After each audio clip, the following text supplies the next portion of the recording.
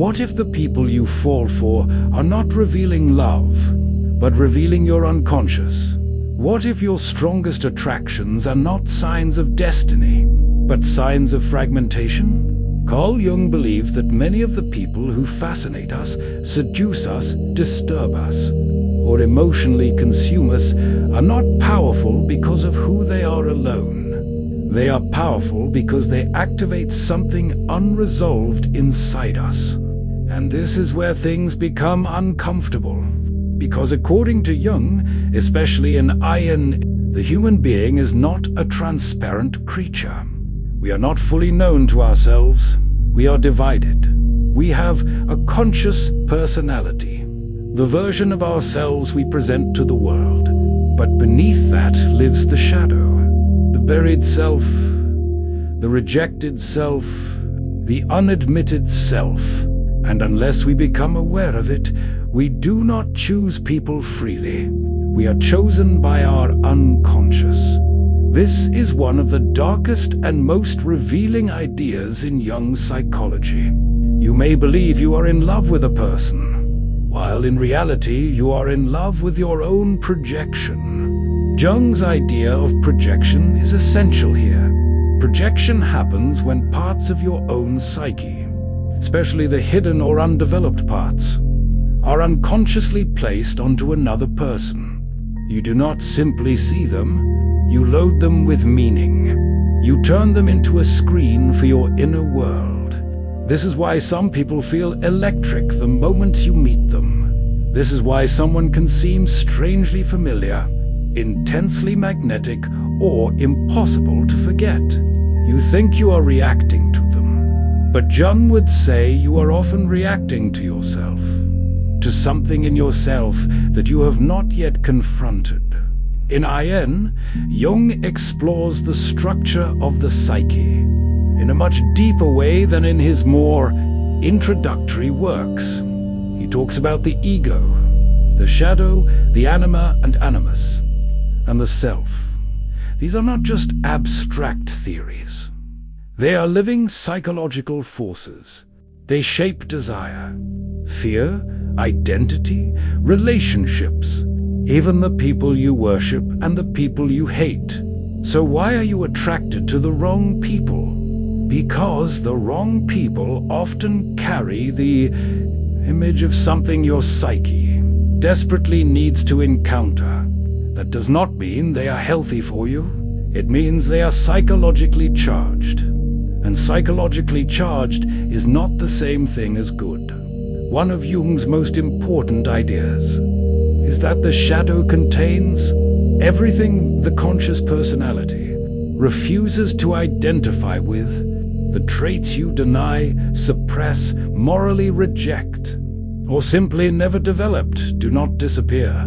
They sink into the unconscious. But the unconscious does not stay silent forever. It returns, often through other people.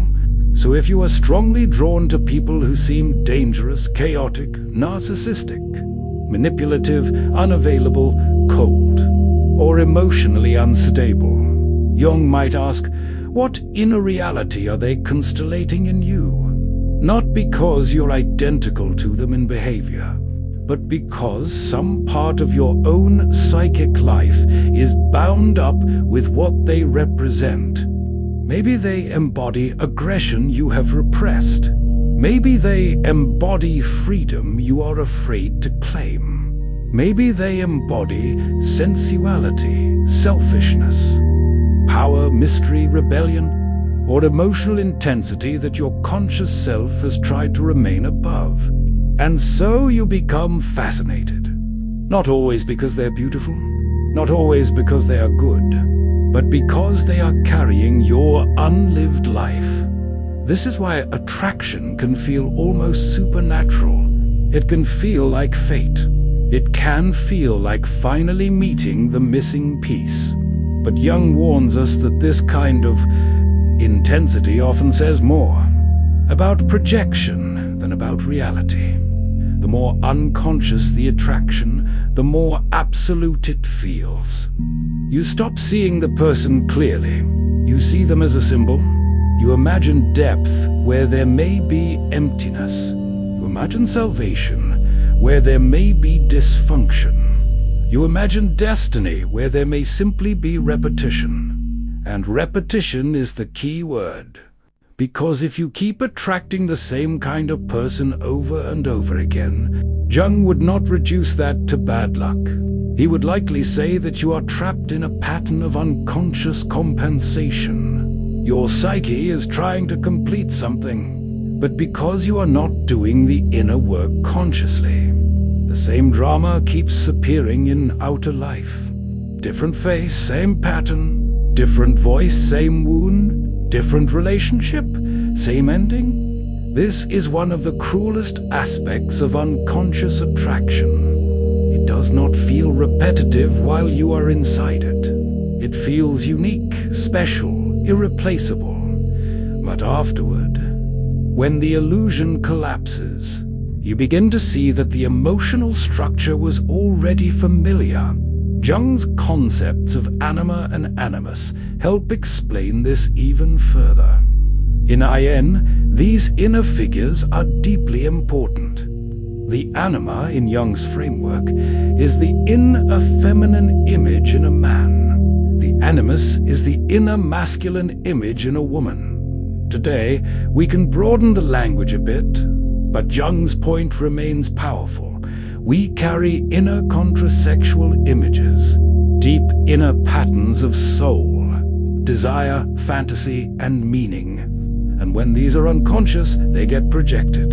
You do not meet a person as a person. You meet your own inner image through them. That is why someone can become enormous in your mind after very little real contact. That is why a brief encounter can haunt you for months. That is why you can feel that someone understands your soul before they have even shown you their character. Because at that point, you are not relating to their reality. You are relating to an archetypal image that has taken hold of them. And archetypes are powerful. They make ordinary people feel mythic. They make unstable relationships feel sacred. They make emotional chaos feel profound. Jung knew that the psyche naturally mythologizes what it does not understand. This is why the wrong person can feel like the right person at the level of intensity. Because intensity is not truth. Intensity is activation. And activation can come from trauma. Longing, deprivation, fantasy, or the sudden eruption of unconscious material. This is also why the people who attract you the most may not be the people who are actually capable of loving you well. A psychologically mature relationship often feels quieter at first, clearer, less intoxicating, less cinematic. Why? Because it is not carrying the same volume of projection. It is based more in reality, and reality to the unconscious mind can initially feel less exciting than illusion. That is a hard truth to accept. Many people do not want love. They want transcendence. They want rescue. They want intensity so overwhelming that it silences the emptiness within them. But other people cannot carry that burden for long. Eventually, the projection cracks. And when it cracks, you do not just lose the person. You lose the fantasy. You lose the God image you placed on them. You lose the dream that they would complete you.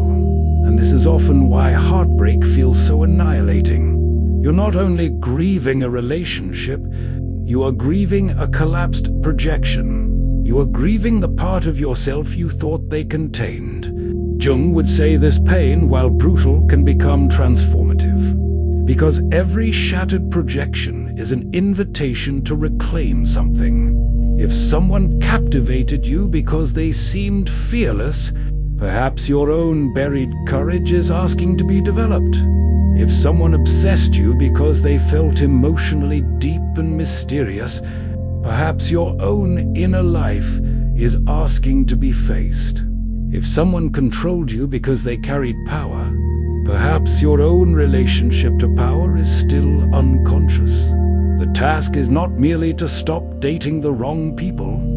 The task is to become conscious enough that you stop needing other people to carry your missing pieces. This is where Aion becomes more than relationship psychology. Individuation for Jung is the process of becoming whole. So the real question is not just, why am I attracted to the wrong people? The deeper question is, what part of my own psyche keeps choosing them? What have I refused to see in myself? What am I seeking through them that I have not yet built within? Because until that becomes conscious, attraction will continue to mislead you. You will confuse chemistry with truth. Jung's psychology does not say romance is fake. It says romance becomes dangerous when it is unconscious. The more asleep you are to yourself, the more likely you are to surrender your soul to an image. And the more you know yourself, the more clearly you can see others.